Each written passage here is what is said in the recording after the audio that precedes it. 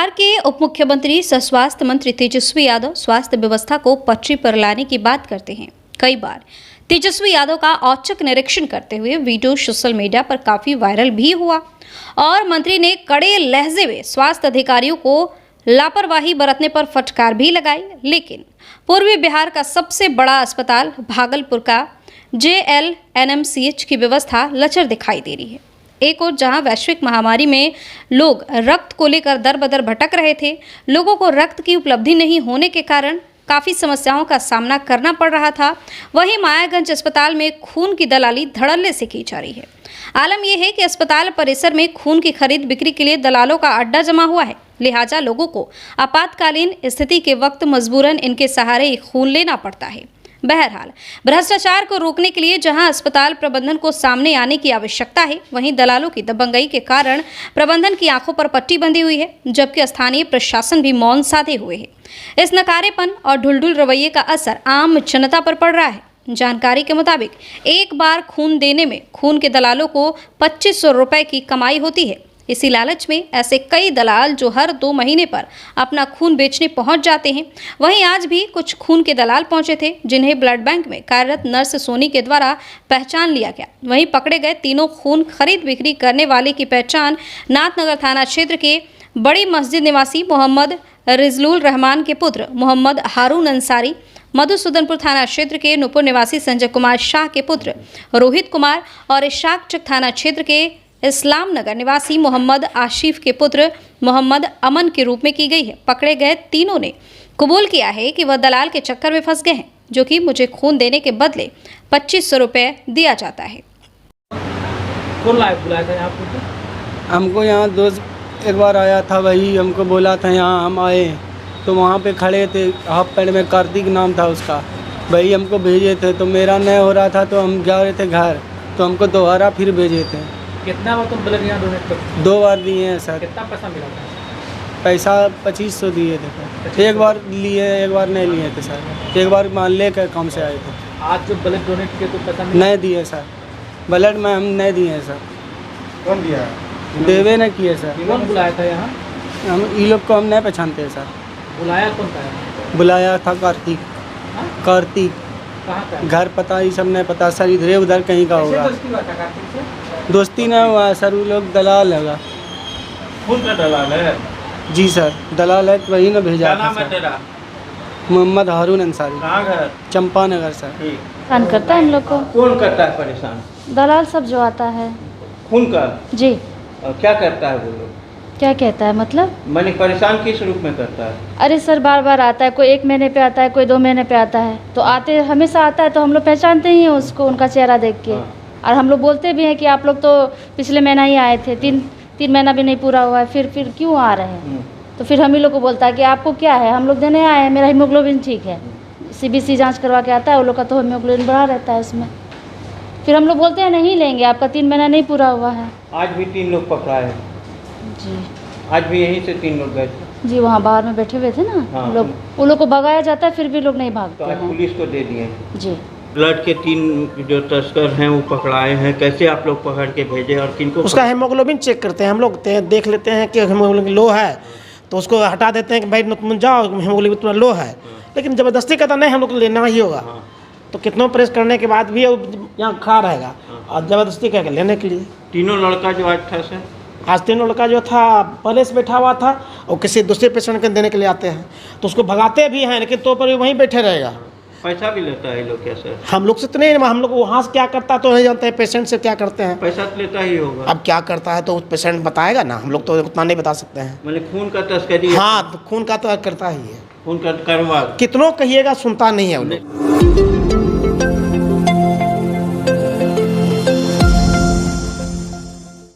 Doctor को धरती का भगवान कहा जाता है, लेकिन भगवान में एक ऐसा डॉक्टर जो बिना डिग्री के ही 600 से अधिक पोस्टमार्टम कर चुका है। जी हाँ, हम बात कर रहे हैं जवाहरलाल नेहरू चिकित्सा महाविद्यालय के पोस्टमार्टम विभाग में पदस्थापित डॉक्टर धीरज की।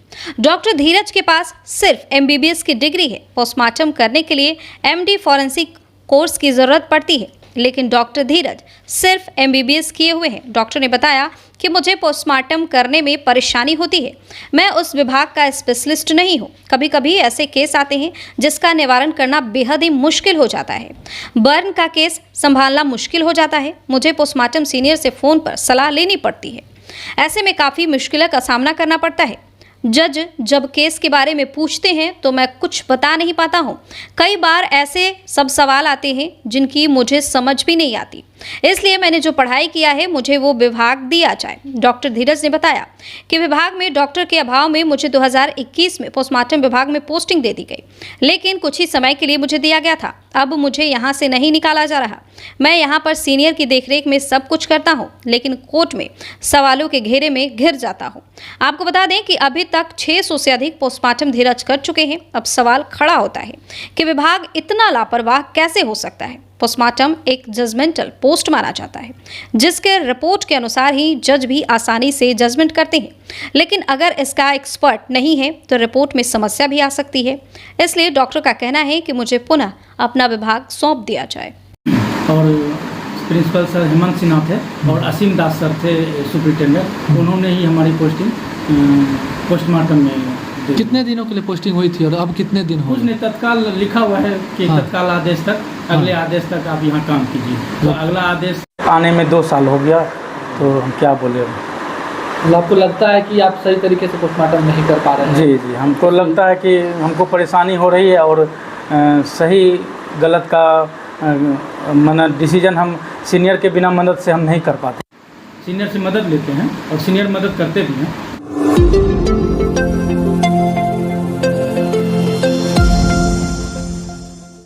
– 2024 के लोकसभा चुनाव जैसे ही नजदीक आते जा रहे, वैसे ही राजनीतिक सरगर्मी तेज होती जा रही है। सभी राजनीतिक दल नए नए हथकंडे अपना रहे। वहीं भारतीय जनता पार्टी भी पीछे नहीं है। उन्होंने नरेंद्र मोदी को फिर से प्रधानमंत्री बनाने के लिए पूरे सावन भागलपुर अंतर्गत लगभग सभी शिवालयों में जलाभिषेक करेंगे, जिसकी शुरुआत 10 जुलाई से शुरू कर दी जाएगी, जहां हजारों की संख्या में भारतीय जनता पार्टी के कार्यकर्ता गेरुआ वस्त्र धारण कर बरारी पुल घाट से जल भरेंगे और भागलपुर 0 माइल के पीछे शिवालय में जलाभिषेक करेंगे। इसको लेकर आज भारतीय जनता पार्टी भागलपुर शाखा के जिला अध्यक्ष संतोष कुमार शाह ने बताया कि यह कार्यक्रम 10 जुलाई से प्रारंभ की जाएगी और पूरे सावन यह जलाभिषेक कार्यक्रम चलेगा। उन्होंने प्रेस वार्ता के दौरान कहा कि भागलपुर का एक बड़ा मुद्दा भोलेनाथ पुल है, जो हर चुनाव में अपना एक अहम योगदान वोट लेने के लिए बनाता है।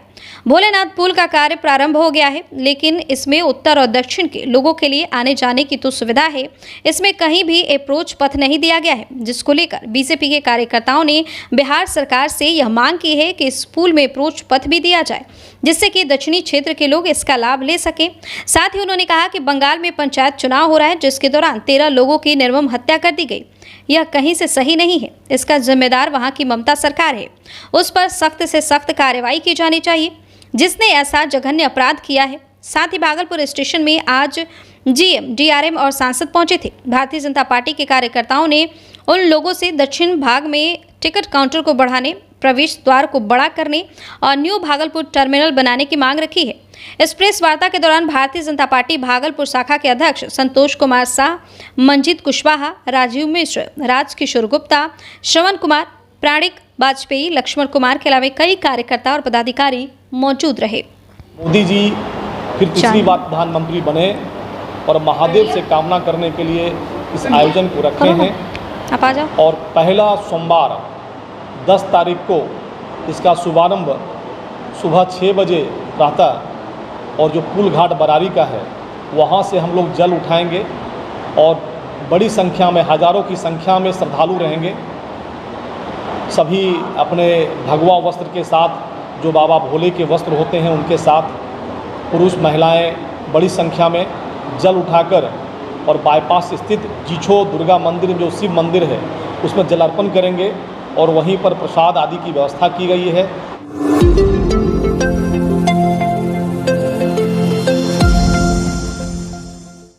भागलपुर में कोसी नदी ने रौद्र रूप धारण कर लिया है। जिले के खरीक प्रखंड के सिंहकुंड गांव का अस्तित्व खतरे में है। यहां कोसी नदी की धारा गांव की ओर मुड़ गई है और कटाव तेज हो गया है। कटाव और कोसी के विकराल रूप से ग्रामीण भयभीत है। वहीं ग्रामीणों में सरकार और जनप्रतिनिधियों के प्रति आक्रोश भी देखने को मिल रहा है।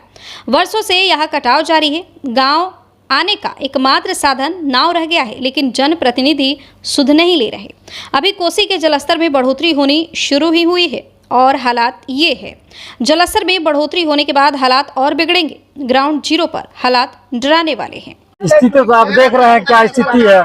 कोई चीज का कोई प्रबंधन का कोई चीज नहीं कर रहा है। कोई नेता नहीं आ रहा है, खाली वोट मांगने के लिए सिर्फ आ रहा है। उसके बाद कोई नहीं, अगर आता है वोट मांगने के लिए तो सबको कार्यकर्ता बना लेता है, झंडी थमा देता है और साला कोई चीज बाद में देखने के लिए नहीं आता है। क्या स्थिति है गाँव का, समझ रहे हैं ना आप लोग। देखिए अजय मंडल ऐसे गया कि हमें भारत ही कर देंगे, हम गाँव का विकास कर देंगे। साला हम ही लोग नदी में बह रहे हैं।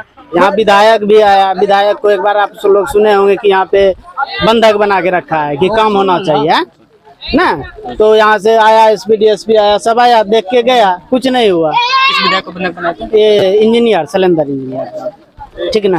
अजय मंडल है, जीत के गया यहाँ से। सांसद सबका क्या है, आया कहाँ? आज तक कुछ नहीं आया है, देखने के लिए भी नहीं आया है। नहीं, कोई नहीं मतलब ही नहीं है, तो कोई सहायता नहीं मिला है। हमारे जो इंजीनियर साहब आए थे वो क्या बोले थे उनको जानते हैं? बाइक पर घुमा के यहाँ गाँव में उनको मतलब बाइक पे चढ़ा के पूरा गाँव दिखाए थे।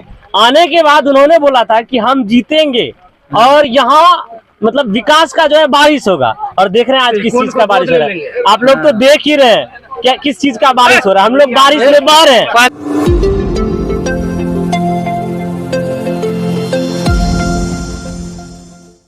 पूर्व रेलवे के महाप्रबंधक अमर प्रकाश द्विवेदी ने भागलपुर रेलवे स्टेशन का निरीक्षण किया।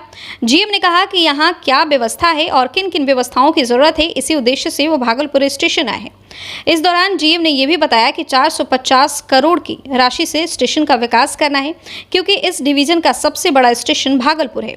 सबसे अधिक यात्री यहाँ आते हैं, इसलिए यात्रियों की सुविधा को ध्यान में रखते हुए स्टेशन पर और भी सुविधा उपलब्ध कराई जाएगी। इस स्कीम में स्टेशन को चकाचक बनाया और इंटरनेशनल लेवल का स्टेशन बनाया जाएगा। एंट्री अलग और एग्जिट अलग पूरा स्टेशन को कवर किया जाएगा। बिल्डिंग तोड़कर नई बिल्डिंग बनाई जाएगी। इससे पहले निरीक्षण के दौरान कई खामियां भी पाई गई, जिसे जल्द से जल्द ठीक करने के लिए संबंधित अधिकारियों को कहा गया है। जो स्टेशन का जो 450 करोड़ से ऊपर का जो स्कीम बन रहा है उसमें स्टेशन बिल्कुल चकाचक हो जाएगा। आपका इंटरनेशनल स्टैंडर्ड का होगा, एंट्री अलग होगी, एग्जिट अलग होगा और लोगों को सारा प्लेटफॉर्म शेड्स कवर मतलब पूरा प्लेटफॉर्म कवर्ड रहेगा। बीच में 72 मीटर चौड़ा एक पूरे प्लेटफॉर्म पे जैसे एफओबी जैसा चीज़ होता है 72 मीटर चौड़ा होगा, उसको हम लोग एयर कॉन्कोर्स बोलते हैं। वो पूरे स्टेशन पे 72 मीटर चौड़ा एक बना रहेगा स्पेस, उसमें लोग जा करके अभी प्लेटफॉर्म पे लोग जगह खोजते हैं बैठने का, अब वो उस पर बैठ करके वेट करेंगे, ट्रेन का टाइम होगा तब उतर जाएंगे। उसमें बैठने का जगह होगा, उसमें कुछ खाने पीने का भी सामान होगा, उसके आसपास टॉयलेट होगा, सारे एस्केलेटर्स लगेंगे, लिफ्ट लगेंगे, स्टेशन बिल्डिंग शानदार बनेगी। अप्रोच को हम लोग जितना इम्प्रूव कर सकते हैं, अदर साइड जो स्टेशन है उसको भी इम्प्रूव करने का प्लान है। तो वो काफ़ी एम्बिशियस और शानदार प्लान बनाया गया है।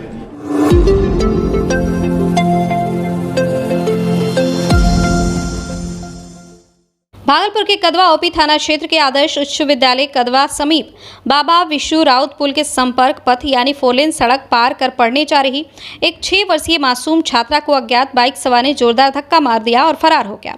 धक्का लगने से गिरी छात्रा के माथे पर गंभीर चोट लगने से सिर फट गया। परिजनों ने आनन फानन में स्थानीय लोगों की मदद से छात्रा को उठाकर इलाज के लिए नवगछिया के एक निजी अस्पताल लाया, जहां उसकी नाजुक स्थिति को देखते हुए चिकित्सकों ने भागलपुर अस्पताल रेफर कर दिया, जहां छात्रा की मौत हो गई। मृतका कदवा थाना क्षेत्र के बुड़वा टोला कदवा निवासी छोटू सा की पुत्री दुर्गा कुमारी बताई जा रही है। परिजनों ने बताया कि दुर्गा पहली कक्षा की छात्रा थी। वह हर रोज की तरह 4 लेन सड़क पार कर शकुंतला विद्या मंदिर सा कोचिंग सेंटर पढ़ने जा रही थी। इसी दौरान एक अज्ञात केटीएम बाइक सवार ने धक्का मार दिया और फरार हो गया। वहीं मासूम छात्रा की मौत के बाद स्थानीय लोगों ने आक्रोशित होकर करीब 2.5 घंटे तक 4 लेन सड़क को बांस बल्ली लगाकर जाम कर पुलिस प्रशासन के खिलाफ विरोध प्रदर्शन किया। जाम के कारण 4 लेन सड़क के दोनों तरफ वाहनों की लंबी लंबी कतारें लग गई। लोग उमस भरी गर्मी में पैदल ही अपना सामान सर पर लिए अपने गंतव्य की ओर निकल रहे थे। वहीं जाम में फंसे एम्बुलेंस, शव यात्रा, स्कूलों में एनजीओ की ओर से भेजे जा रहे पोषाहार की गाड़ी को किसी तरह निकाला गया। प्रदर्शनकारी मानने को तैयार नहीं हो रहे थे। ग्रामीणों ने पुलिस प्रशासन के खिलाफ और अपनी विभिन्न मांगों को लेकर एसडीएम को बुलाने की बात की। ग्रामीणों का कहना था कि कदवा हाई स्कूल 4 लेन सड़क के किनारे है, वहीं मिलन चौक तक कई शिक्षण संस्थान भी है। इस भीड़ भाड़ वाली जगहों पर आए दिन दर्जनों सड़क दुर्घटनाओं में लोगों की मौत हो चुकी है। इसलिए कदवा हाई स्कूल, मिलन चौक, बुढ़वा टोला, गोला टोला के काली मंदिर, पंचगछिया टोला, पेट्रोल पंप और बाबा विशु राउत फूल समीप तत्काल स्पीड ब्रेकर लगाया जाए, जिससे गाड़ियों की रफ्तार कम हो और काफी हद तक लोग सड़क दुर्घटनाओं के शिकार से बच सके। उक्त बातों की मांग करते हुए ग्रामीणों ने अनुमंडलाधिकारी नौगछिया को एक लिखित आवेदन दिया। घटनास्थल पर पहुंचे ढोलबज्जा और कदवा ओपी थाने के पुलिस के द्वारा काफी समझाने बुझाने के बाद ग्रामीणों ने जाम हटाया। पुलिस ने शव का पोस्टमार्टम कराकर परिजनों को सौंप दिया। मृतका का पिता प्रदेश कमाने गया हुआ है, वहीं परिजनों का रो रो कर बुरा हाल है।